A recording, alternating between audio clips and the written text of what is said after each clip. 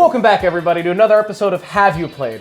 I'm here, and my name is Andrew Taylor, and I'm with... Andrew Taylor also. Don't get a boner, because today we're looking at my review of Skeletal Avenger.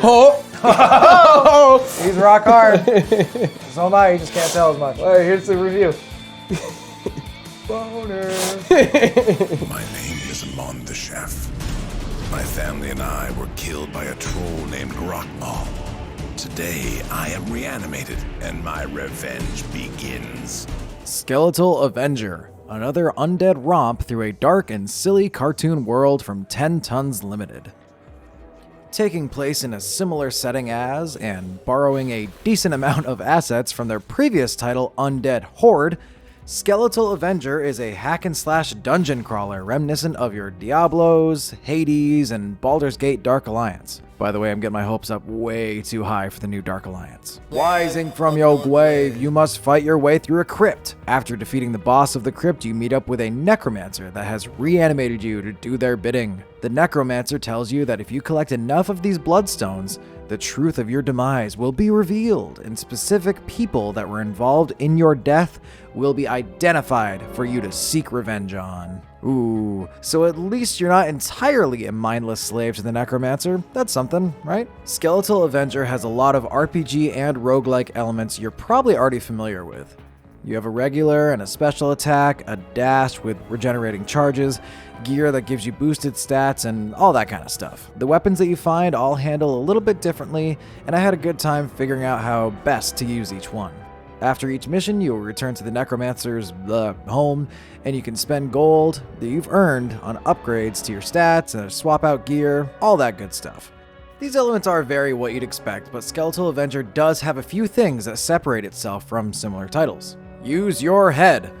Similar to Skull, a game that I've played a ton of but I'm struggling to write a review on, you can actually throw your bony skull at your enemies as a special attack. You then have to go pick it up after, but there's a couple ways to work with that as well. This attack is modified by the headgear that you're wearing, something I thought was pretty cool. Some helmets do more damage, or they home in on targets, some hit groups of enemies, and others do massive damage on only single targets. These different options lead to a ton of different playstyles, and it's really fun finding something new and learning its strengths and weaknesses. You can also find corpses and draw from their power, letting you choose between 2 or more new abilities for your character. I actually thought some of these were pretty cool and unique.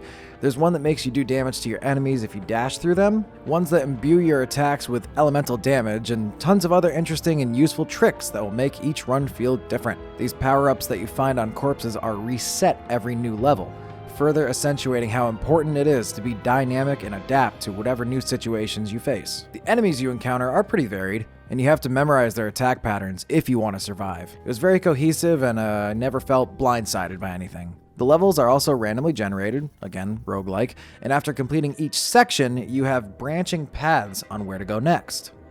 Fortunately, you're also given a peek as to what treasures or enemies are in the next area, allowing you to plan your route accordingly.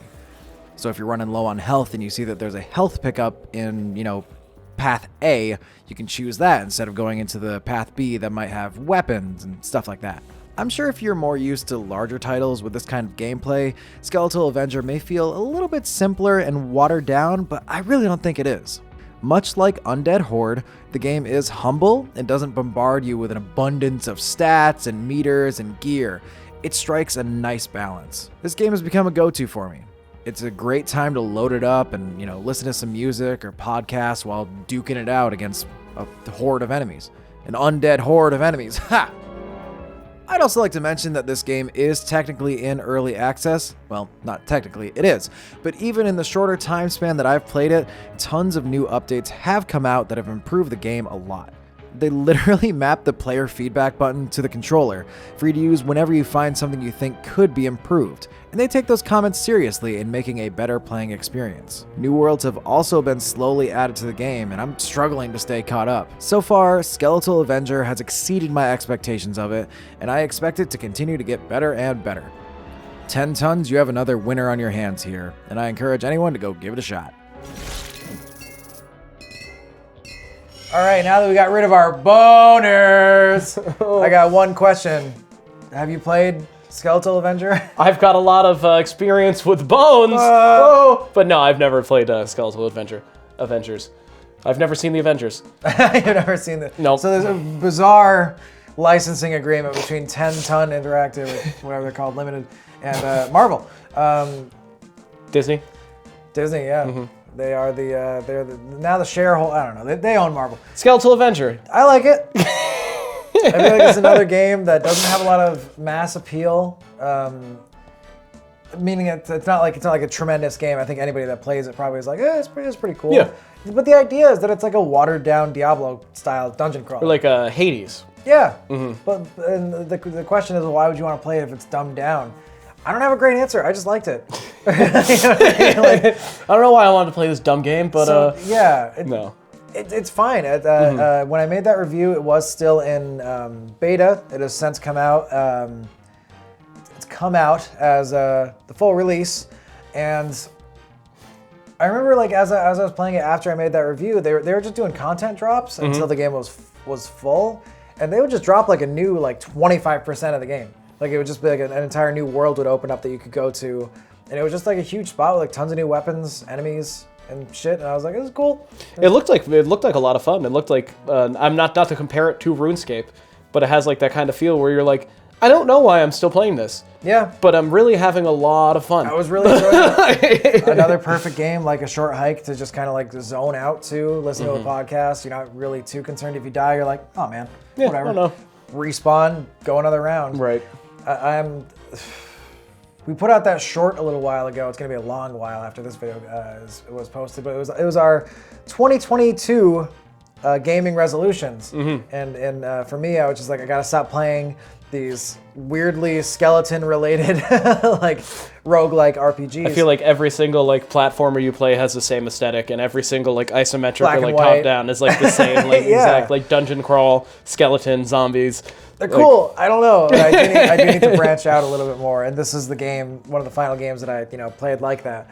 I thought it was cool that like you throw your head, and depending on what helmet you have, it has a different ability. That's kind of cool. That seemed like a little quirky. Like I love little quirky stuff like that. Yeah. Where you could have just had it be the head, but then you were like, well, you got a helmet with a spike on it now. You know what I mean? It does extra damage. Shouldn't that hurt more? Yeah. And a lot of it doesn't make sense. Like it'll explode, and then you can return to you. Obviously, you get your head back. It's just another kind of cooldown ability. But there's ones that were like do a lot of focus damage to one target, or there was one that would do splash damage. It just has all those kind of like bells and whistles without being too much. It's another baby can play game, And Baby can play? Baby can play.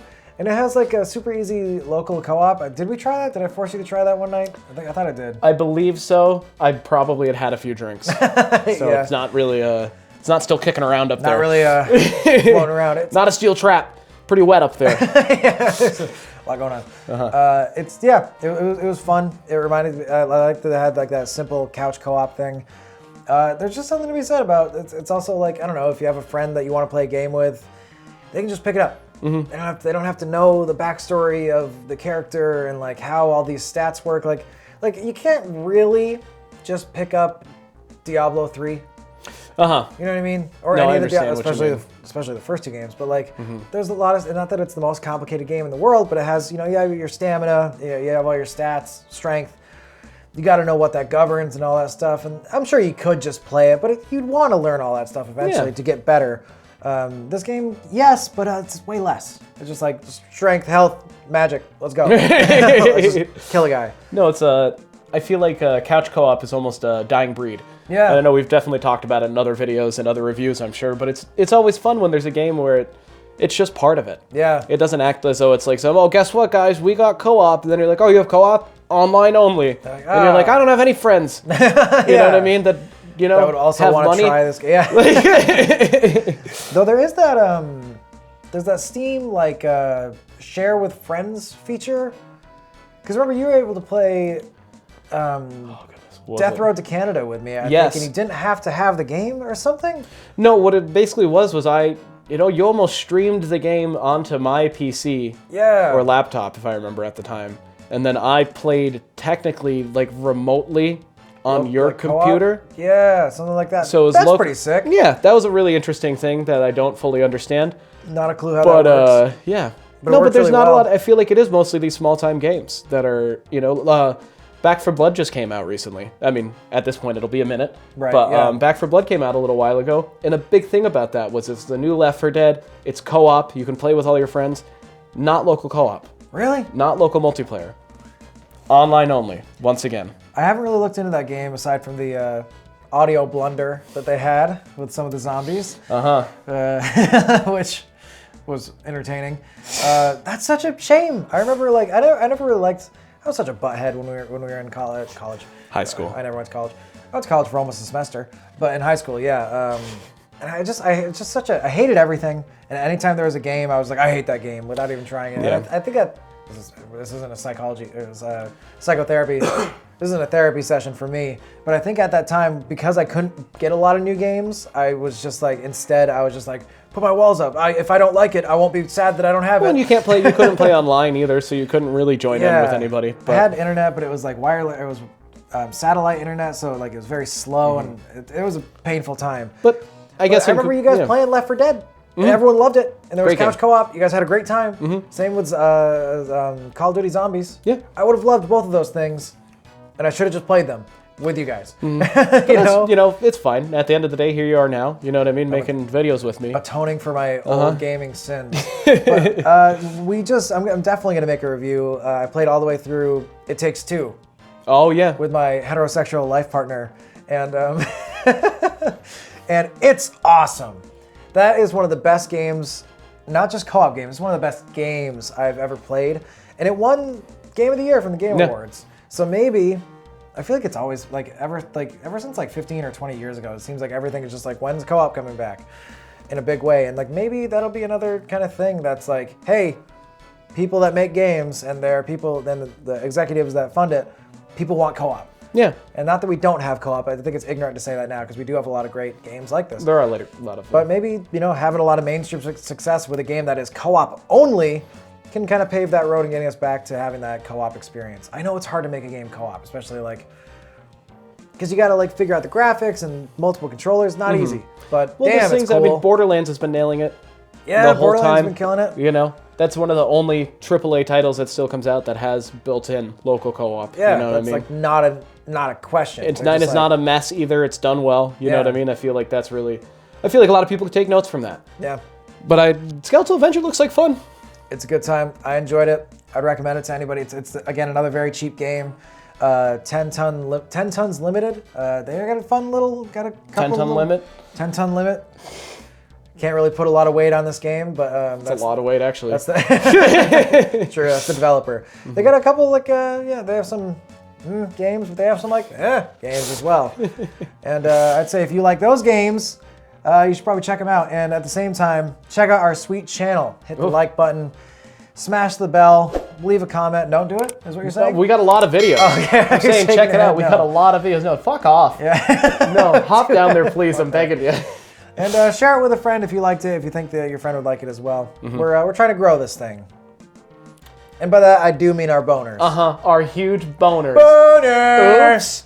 Oops. Oh, baby. Oh, no. Oh, what's happening? No. Oh, man. See you homies later.